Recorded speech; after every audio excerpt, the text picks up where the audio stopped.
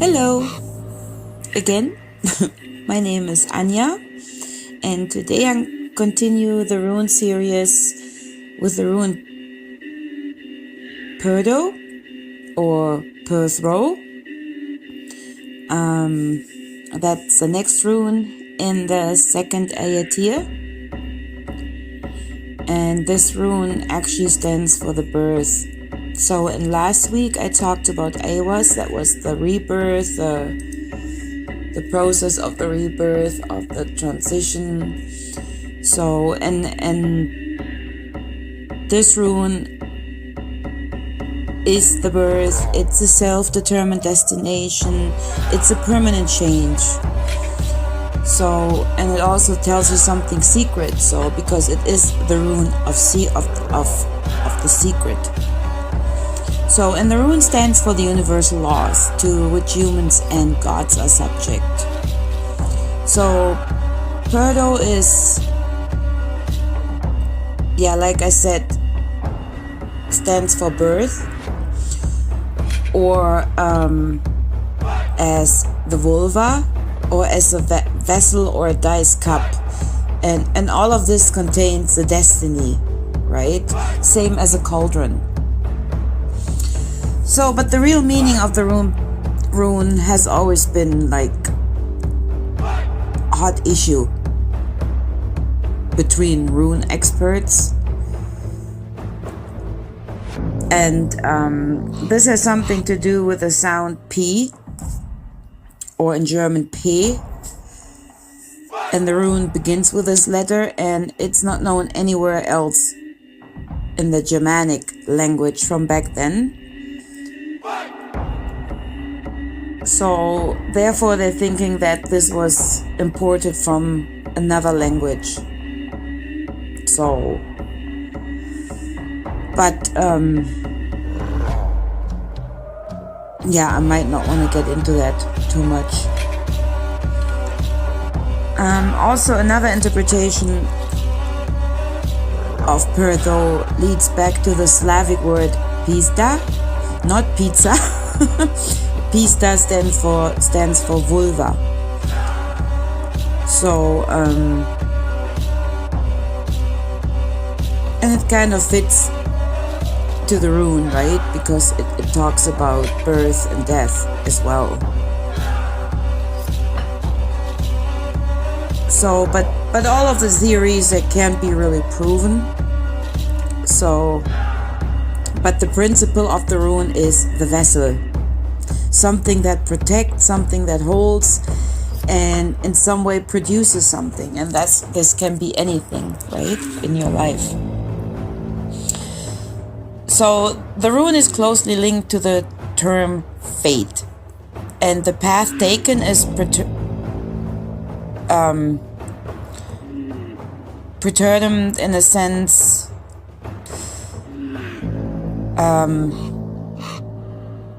Kind of linked to karma, but in a different sense. I'm getting to that. It's our destiny.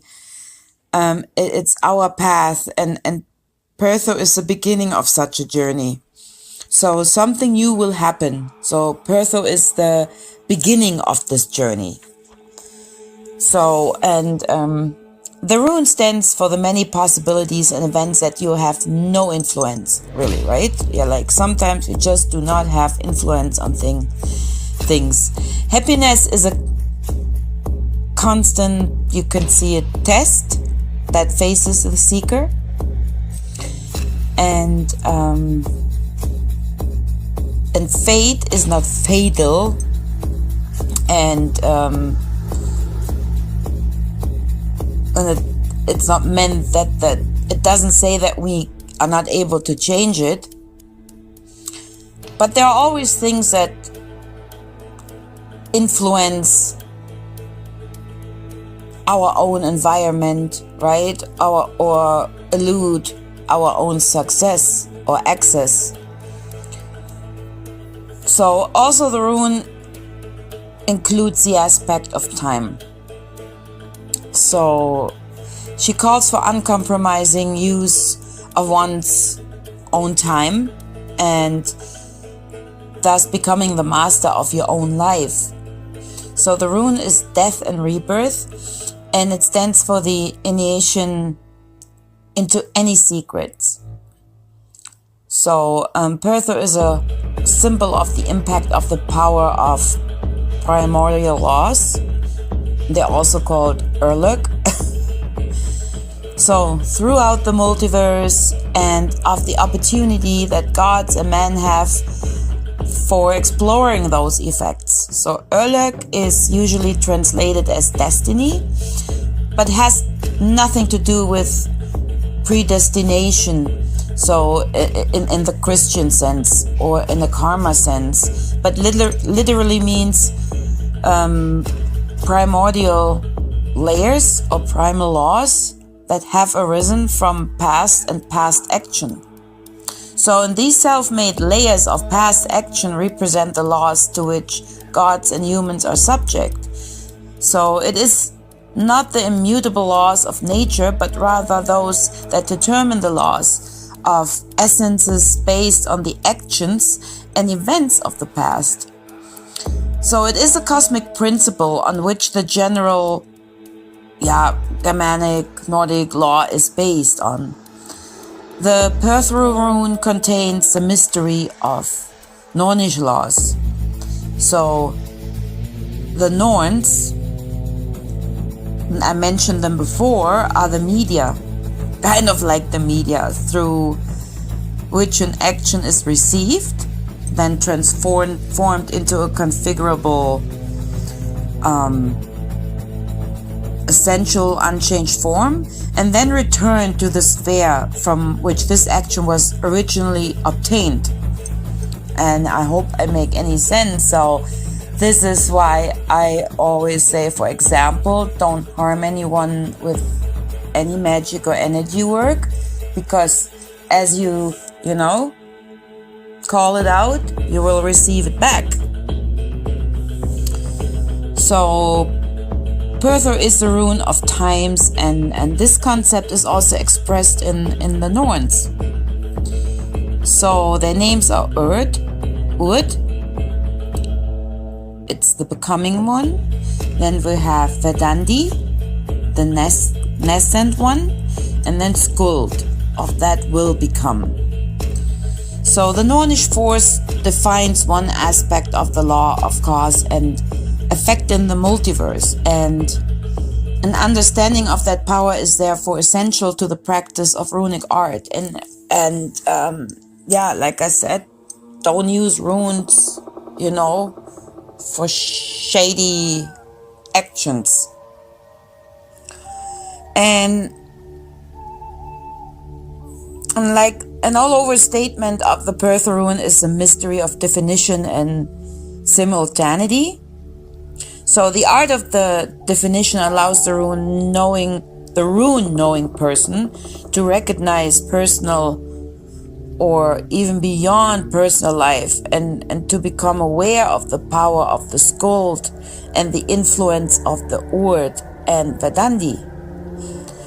And this is what I mean. You need to understand how these laws work. If you do magic, if you do energy work, if you call it manifesting, whatever you want to call it, it is essential. It is mandatory to understand what you are doing. And you need to be clear about and always make sure it doesn't affect anyone in a negative way, because it will bite you in the ass.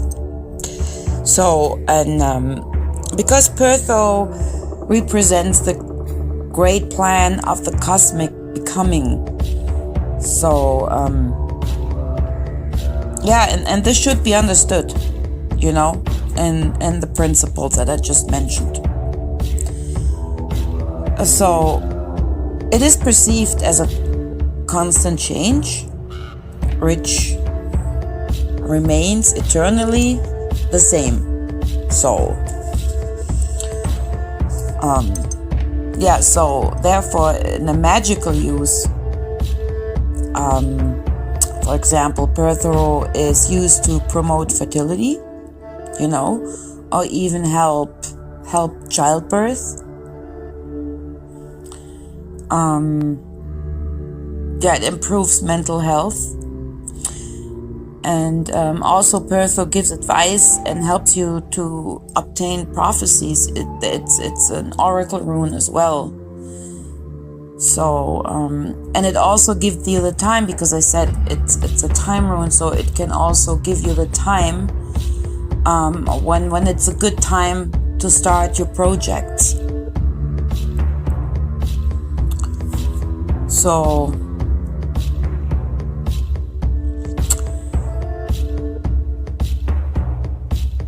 and also, like I said, it's the rune of birth, and through the cauldron of rebirth, like I like to use the cauldron. So one also comes in contact with a collective unconscious, and therefore has access to all knowledge. So this, I like the cauldron. So you can gain a lot of knowledge with the rune if you have followed all the other steps. So if you draw the rune, if you were doing if you ask a specific question, or even if, let's say you just wanted to do an oracle. So then it can give you hints on that you're ready for your rebirth, certain mysteries or magic, a definition, that the time is right for fertility, for new beginnings, and if you had a specific question and you pull the rune,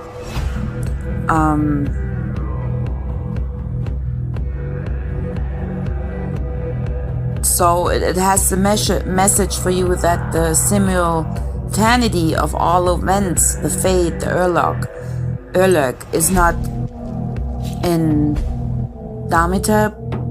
I can't say the word that I was just trying to say, as always. So let me change that. So that you have to watch the cosmic laws of cause and effect. Very important, and I will repeat it again. So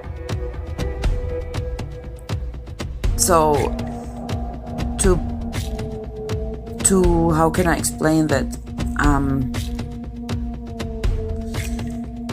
Like, it's fatal to have faith in fate.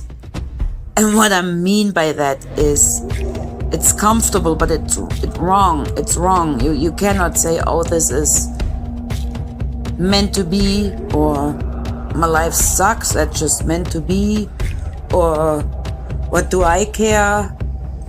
Why should I treat others nice? I'm always the poor one. I always get screwed, or whatever. So it's just wrong, because it leads to no development. And also the other side around, if you have a week where everything is going smoothly and you kind of lay back and well, I guess I'm the lucky one, that's my fate, right? Just to be the lucky one, so I don't have to do any work. I just lay back and relax. So that is wrong too. There will be no development. So you need to really strive forward. So you need to take your fate into your own hands and make it at least the best out of the things you have no influence on. So like I mentioned that before, if you think, oh, whenever I try something it goes wrong, yes, absolutely, this happens, right? But don't get drawn into the, oh, that's my fate, I'm cursed, whatever. So let's say you want a new job, you really want that job, and this is just an example. Again, I'm only giving examples. You really want that job, and you went to this job interview and he said, yeah, that looks really good. We're really interested in you. Next day they call you and cancel because someone else snatched the job, right? So this has nothing to do with bad faith. This is just influence from the outside, if I make any sense. So you need to take it in your own hands. The next job will not come to you. You need to move on, right? So, and like I said, this is just an example. So, and I'm kind of myself in the middle of that, not regarding a new job. So even I would like to get out of the system.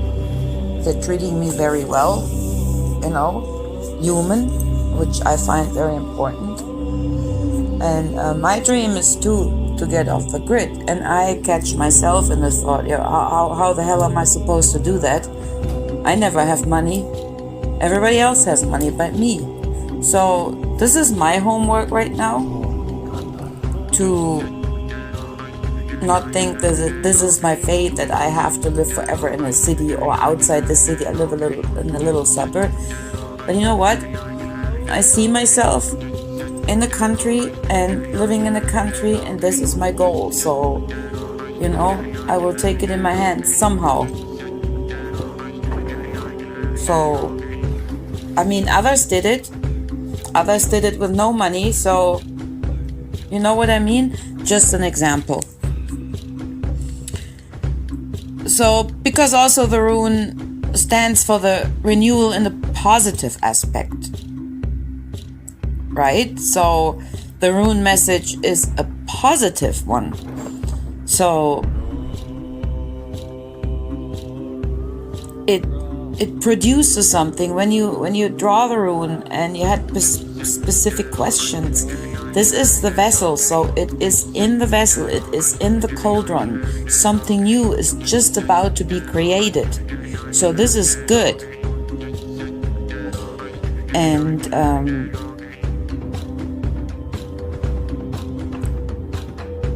And the power of is that deep knowledge, the carelessness, humor, pleasure, joy, and security. So it is really a lucky rune. So if you draw that rune, you have something good coming. Stay positive, even if everything looks really shitty. And I think we're all going through a lot right now, and I have an idea why, but I'm not getting into that right now. So,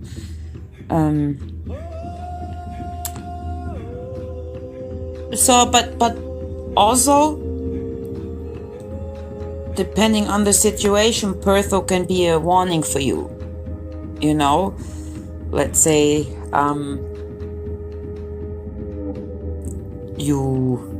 God, how can I say that without anyone taking it personal now? Because it is not. I'm not pointing fingers at anyone. Let's say I just keep it like that. Drug addictions, right? It can give you a warning, like, hey, this shit is blocking you. Like, it's giving you stagnation, right? Or even loneliness. So again, this is just an example, and the only one I can come up with now. So even if you just by yourself, all the time by yourself, you don't talk to people, you do nothing, you just sit in your house all day, it warns you that you are not getting anywhere. For let's say you just sit at home, pity for yourself. It will not bring you anywhere. And this rune, it just gives you a warning. Hey, you know what? I got all this cool shit here in my cauldron. How about you get your ass up, do something for it, and I show you what I have here. But we have to do something for it.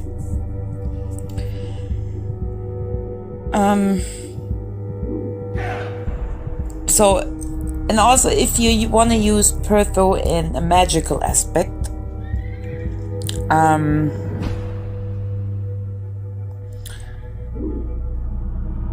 Only if you're really, really experienced with runes, be careful.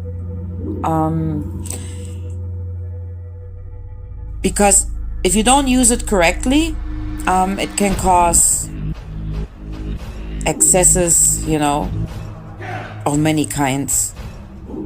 Can even go to sexual perversions or mental illness. So don't go overboard. Like, for example, don't push it. If you know there is something growing, don't go overboard. That's why on the magical aspect, be careful with it. And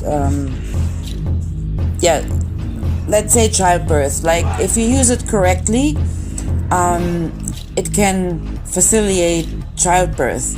It can promote fertility. It can facilitate the magic.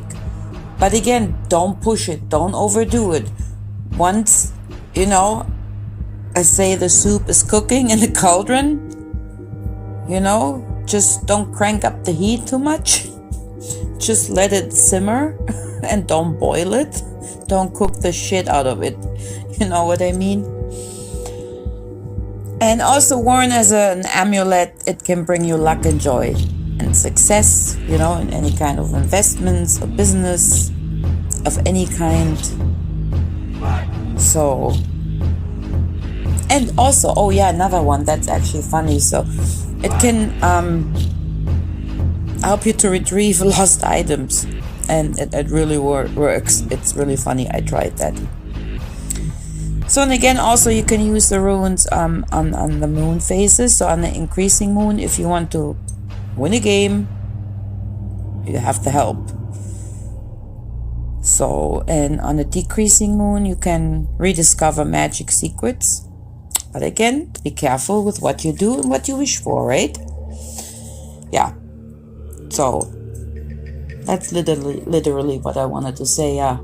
Be careful what you wish for. That's the warning that you get. So, and with this rune,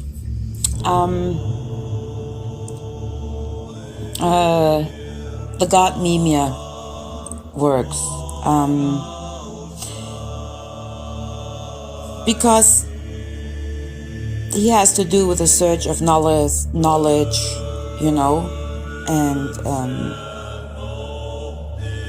and he was very significant for Odin. And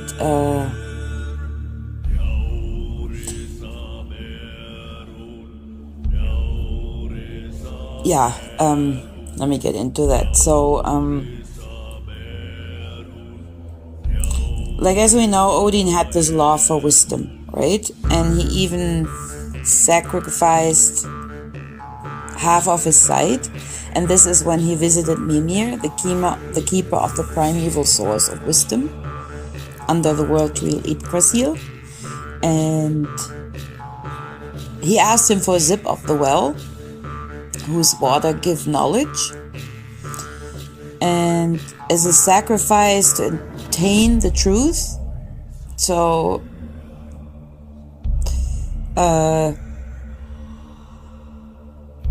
Mimir commanded him to prepare to place one eye as a gift into the well.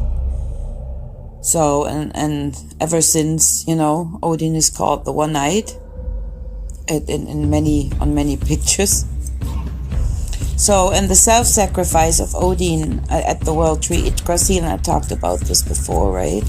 So he not only gave the eye away, but he also hung himself for 9 days and nights at the world tree Yggdrasil to gain greater wisdom. So he did this self-sacrifice to receive that knowledge and to understand the symbolic of birth and death. So and it comes along with that resurrection, right?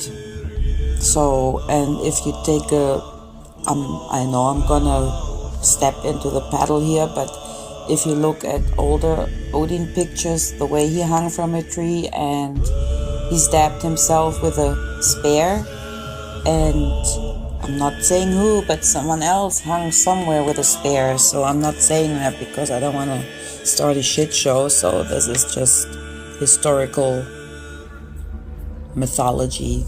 So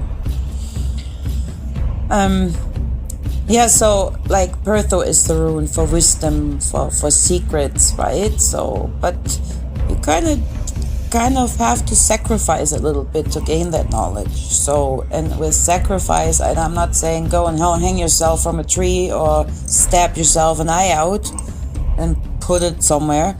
No, I'm saying, you need to work. You really need to work. You need to pay attention. You need to read. You need to educate yourself. You need to do your inner work. You need to learn about stuff, how stuff works. And I'm learning too, I got my knowledge, but and I know I have it for sure, and because I'm doing that for 20 years, but yet still I'm open to learn and see, who does what different, what can I learn from that. I mean, there's nothing wrong with it. So I don't want to stagnate. I want to continue. And I know I don't know it all yet. I know a lot, but not enough, So what I know. I gained my experience in many ways. I fell on my ass. I got up again. And I'm not talking about magical only. I'm talking about my life in general. So it's always work. You always have to get up again, Sit down for a second, feel sorry for yourself for a bit, but then, move on. So, and also with this rune, I thought I'd bring on the holly tree because it's a very nice, the holly clean, holly clean, oh my God. The holly tree. So, since it's an evergreen, right? And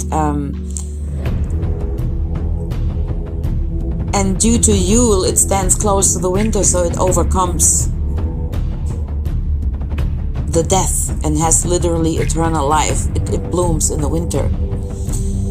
So, and because of that, it became the symbol for the Celts, the Teutons, and whoever for the Norse that celebrate Yule. So, yeah, and but on the other hand, holly is connected to the fire element because by its pointy leaves, and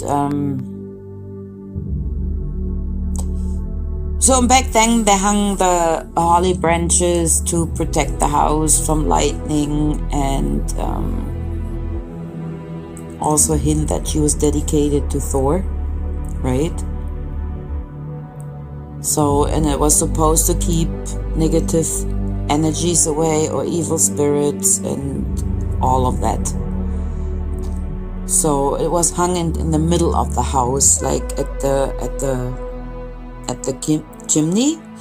And like I said, because the chimney back then was the heart of the house, because there it was warm, everybody was gathering together, right? It was the inner warmth. So, and I mentioned that before talking about Yule, it was supposed to attract the forest spirits, and it gave them some shelter. And as a thank you, they blessed the house. So that's how that worked back then. So, and I know I talked about the holly back then too. And for the Celts, the red berries of the plant, they symbolize the female life energy. And the white berries of the mistletoe, they represent the male seed. So, and both plants found application in the winter solstice as a mystical pair of parents. So, and they bless the earth with their fertility. So, and then, you know, and then they return in spring. So, hollies are also considered pointer plants for geological faults, like because of its strong fiery component. So, and yeah, interesting actually. So, and the medical aspects there are like they're used to treat rheumatic diseases and kidney problems. So, and the tea from the leaf that is used in for fever. So the fire of the body. So yeah. So also it was for gout, yeah, rheumatism, I said. What else? Diarrhea, fever, the flu, bronchitis. I can't think of anything else yet. Epileptics, I think. So, but this is only for the leaves, right? The berries itself, they are poisonous. So, and they only find like homeopathic. There you might get them, but yeah, other than that, don't eat the berries. So, but like I said, the leaves, they can be used for fever and flu. So, but if you drink tea of this, it's really gonna make you pee. It really flushes your system, so which is really, really, really good. So, and also if you smudge holly,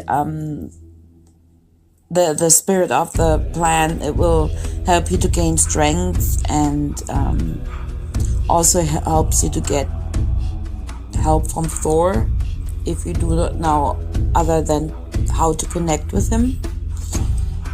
So,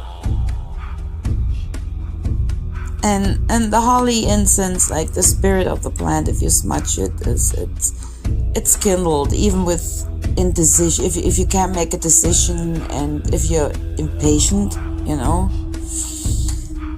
it's like relaxation during thunderstorms. You know, it's heart opening.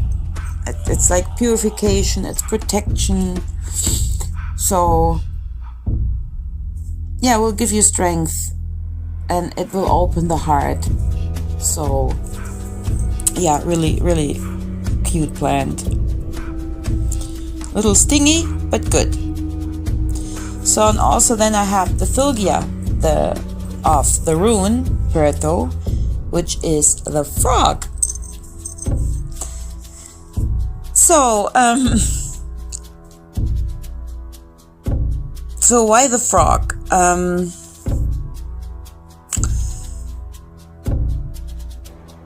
Yeah, the frog, he kind of takes one step at the time, right? So, and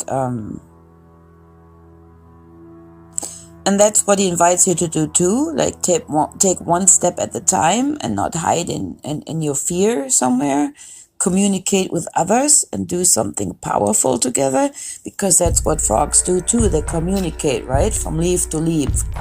Ribbit. So, and also since Perthro stands for the element of water, I know you might not understand why I picked the holly, because it's a fire element, but it goes together.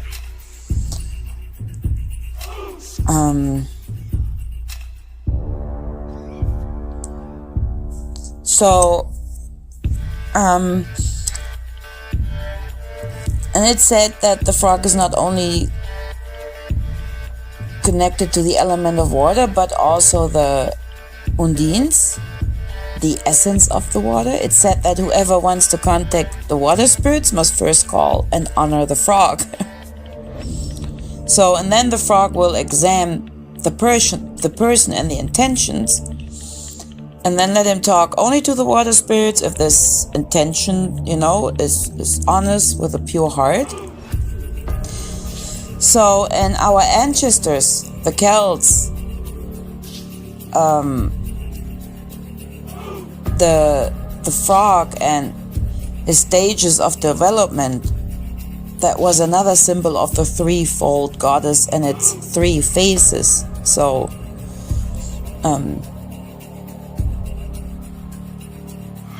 you know, childhood, adulthood, age.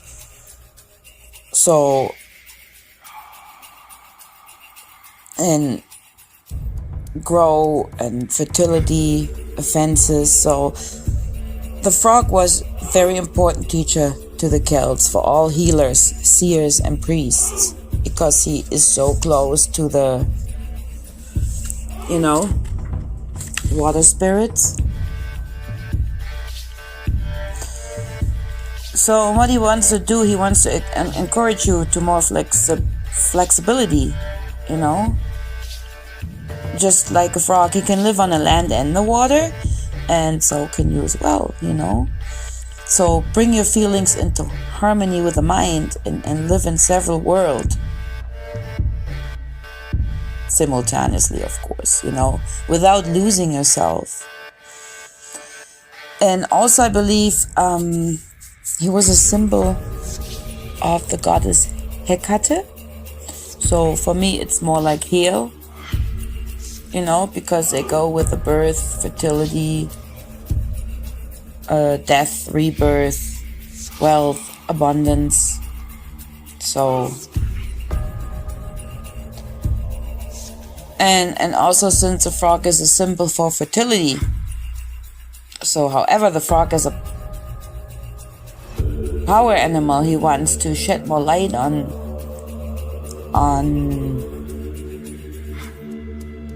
subjects for you, like is love, erotic, sexuality, you know.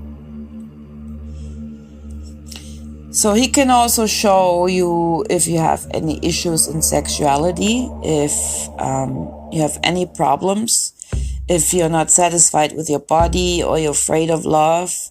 So he will help you to open up and accept yourself as you are, and to bring your body and soul in harmony so that you can live with love. Like I said, that's what I mean as an example, that he can live on the land and in water, and so can your soul be in harmony with your body, you know.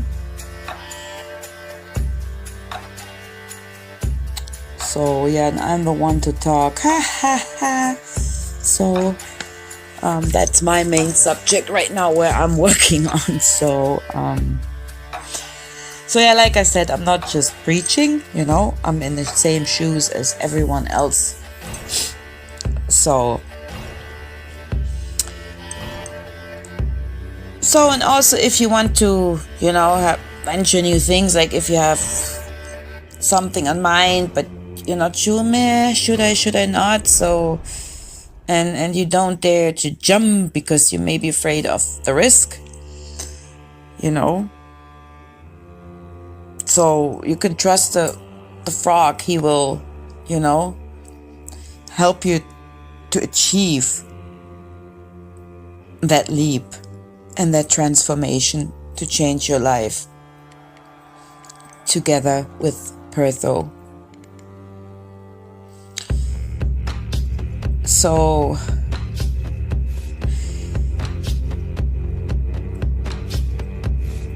yeah, but also on the same side, same as Perthro, the frog gives you the warning not to be poisonous, because we know there are also poisonous frogs, right? So act with caution and allow yourself and others the space of change. So don't be too pushy, you know. Take it slow and with a pure heart. So yeah, that was it so far for today for Perthro.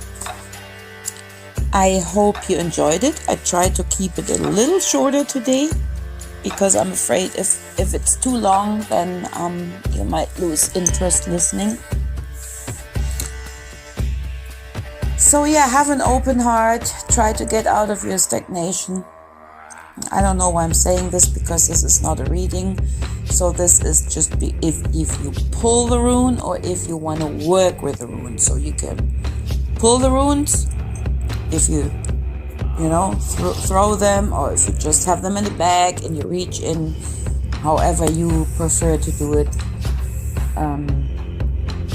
Or if you say, okay, I'm ready for the next step. I feel I'm ready for the next step, but am I really, like, what can I do? What can I achieve? Then of course you can work with this rune, because Perthro, like I said, it helps with birth, right? So not only childbirth, but also your birth. So, if you know you're in labor and you can't push it out, Perthro can help you. And that was a totally stupid example, but I just had nothing else. So, yeah, I hope you enjoyed it. And yeah, we're almost at the end of the second Ayatir. So we're getting close. And then we're moving on to the third Ayatir. And yeah, I will be back next week. And all of you the rest of a good week. I mean, a good week. The rest of it, what's left? Well, it just started. And you have a good day, or good night, or good morning, wherever you are, from ever where you're listening.